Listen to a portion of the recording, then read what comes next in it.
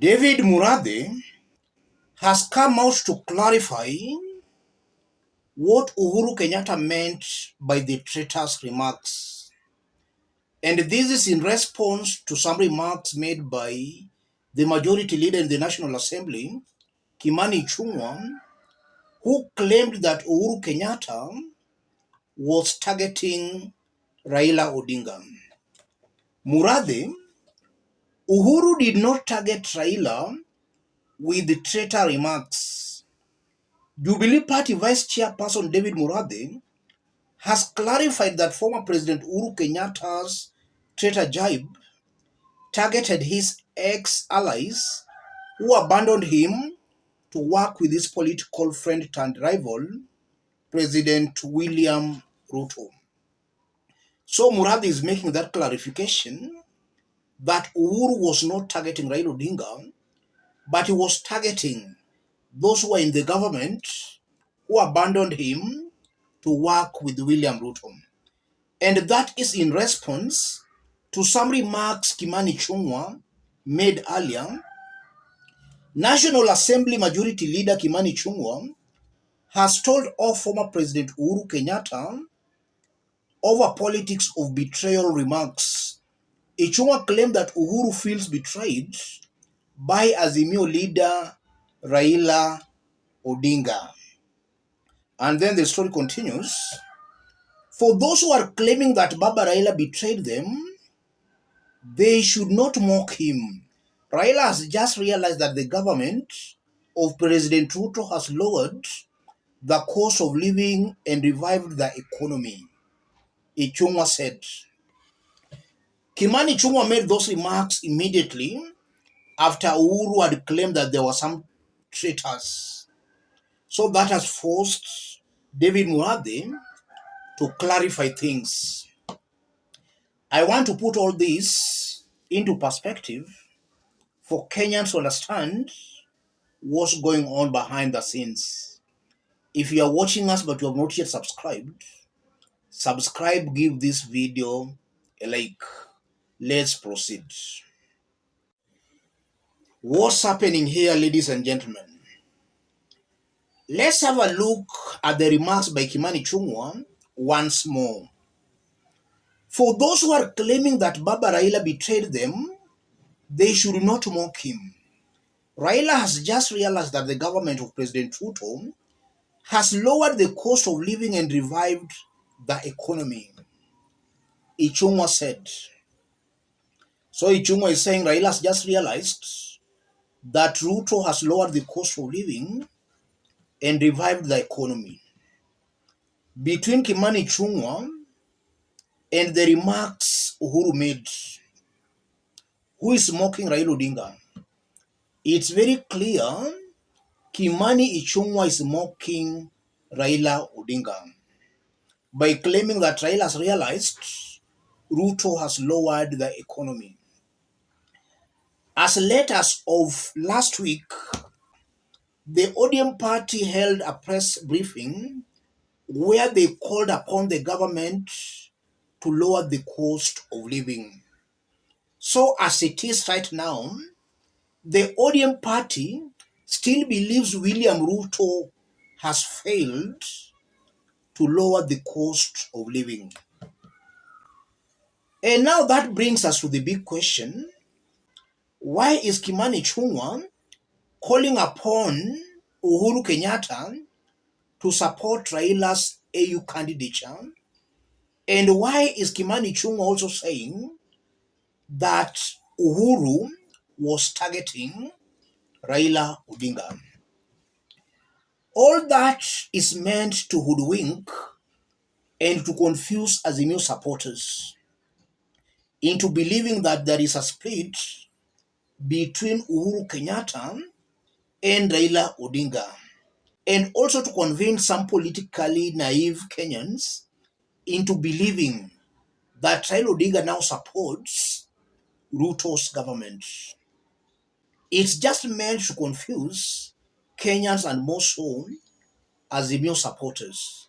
And they're doing that deliberately because if you look on how William Ruto has performed, this government, without fear of contradiction, is the worst government Kenya has ever had since independence in terms of development.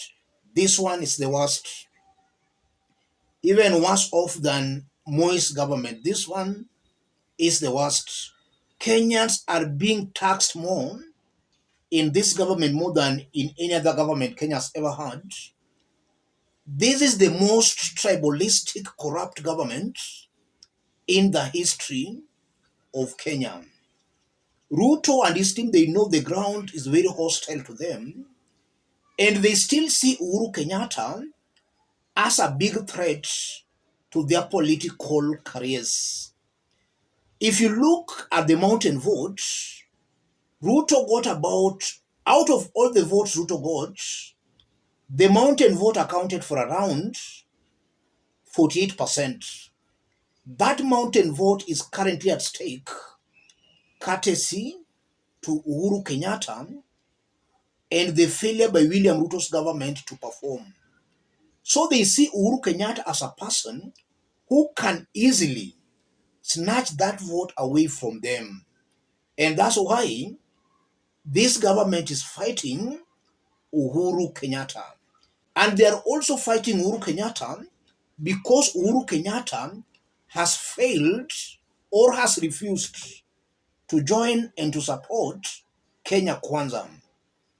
Immediately William Ruto was sworn in as the president, the first person he reached out to and gave a job was Uhuru Kenyatta. President Ruto appoints Uhuru as envoy to Ethiopia Great Lakes region. That was on September 13th, 2022. Immediately William Ruto was sworn in as the president. The trick here was to bring Uhuru Kenyatta close in order for Kenya Kwanza to isolate Raila Odinga. Uhuru refused to play to their whims. So a plan has been hatched to create a division, a wedge between Uhuru and Raila Odinga. And that's exactly what is going on here, ladies and gentlemen. And for those who watched our video about 1 day ago, we did analyze what Uhuru Kenyatta meant. And I did explain that the traitors Uhuru was referring to are those leaders who abandoned him for William Ruto. So this is just a propaganda by Ruto's government. And now there is this puzzle of the deal on Raila Odinga. Uhuru is saying that he's also supporting Raila Odinga secretly. Kenya Kwanza is saying Uhuru is not supporting Raila Odinga. So I'm seeing that fight to support Raila Odinga. And that also confirms that Raila Odinga is still politically a heavyweight in Kenyan politics. Let me leave it there, ladies and gentlemen. If you have not yet subscribed, subscribe. Let's meet in our next analysis. Thank you. God bless you. God bless Kenya. Now, former President Uhuru Kenyatta today spoke of traitors during the Episcopal ordination of auxiliary bishops Simon Peter Kamomoy and Wallace Nganga, warning religious leaders gathered of traitors who he did not name and who he said would not benefit from their ways. The former president, of course, did not signal who he meant. The National Assembly Speaker Moses Wetangula and Nairobi Governor Johnson Sakaja also attended the ordination ceremony. Sioni shida ya usaliti mwingi sana huku. Hawa ni watu ukiwaongelesha vizuri, mtapelekana na hawa vizuri sana na watawasaidia kwa kazi zenu. Usaliti huko upande mwingine sitaki sijui. Usaliti ni mwingi sana. Lakini kwa wasaliti tunawaambia hata Judas alisaliti Yesu, lakini hiyo mahela aliiwacha akaenda akatafuta kamba. It is servant leadership not leadership to be served.